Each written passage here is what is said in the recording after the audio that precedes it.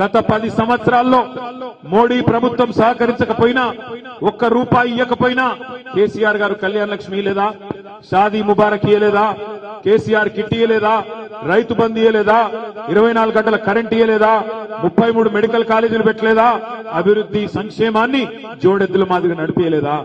ఇవాళ నువ్వు తప్పించుకునేందుకు కాకపోతే సిగ్గుమాలిన మాటలు, కేంద్రంలో కాంగ్రెస్ వస్తేనే మేమేదో చేస్తాం, మన అదే ముక్క అసెంబ్లీ ఎన్నికల ముంగడెందుకు చెప్పలే, కేంద్రంలో కూడా గెలిస్తేనే చేస్తాం, లేకపోతే ఇవన్నీ డొల్ల మాటలే అనే మాట ఆనాడెందుకు చెప్పలే? ఈ తప్పించుకునే మాటలను 100 రోజుల వరకు మేము కూడా ఓపికగా, ఎందుకంటే పెద్దవాళ్ళు చెప్తున్నారు తొందరపడకండి కొత్త ప్రభుత్వం అని పెద్దవాళ్ళు చెప్తా ఉన్నారు, మేము కూడా తొందరపడం. కానీ మేం తొందరపడం గాని అట్లా అని చెప్పి మాటలు కూడా పడం. తప్పకుండా అవతల ఒక్క మాట అంటే దానికి ధీటుగా సమాధానం చెప్పే సత్తా మనకున్నది. అసెంబ్లీకి పోయేటప్పుడు కేసీఆర్ గారు పిలిచిండ్రు, రాజశేఖర్ ను, నన్ను, మన ఎమ్మెల్యేలందరినీ పిలిచిండ్రు. తొందరపడకండి, మనకండి, నిర్మాణాత్మక ప్రతిపక్షంగా ఉండండి.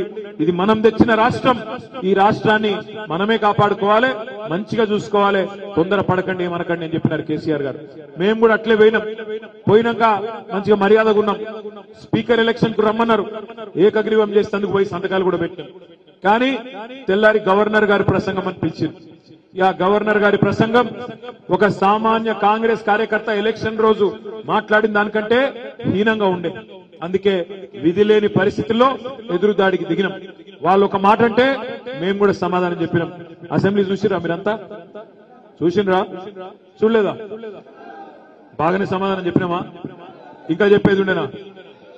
ఒక్కటే మాట నేననేది, మరి కేసీఆర్ గారు తయారు చేసిన 2-3 సైనికులు మాట్లాడితేనే, 2-3 సైనికులు దాడి చేస్తేనే ఆయన పోయి చెప్పుకుంటున్నాడు ముఖ్యమంత్రి, నేను కుడిసే చదువుకోలేదు, ఇంకా ఏం చూసుకోలేదు, ఆ చెంప ఈ చెంప వాయిస్తున్నారు ఇప్పుడే అని చెప్తున్నాడు. మరి కేసీఆర్ గారు అడుగు పెడితే అసెంబ్లీలో ఎట్లా ఉంటుందో ఈ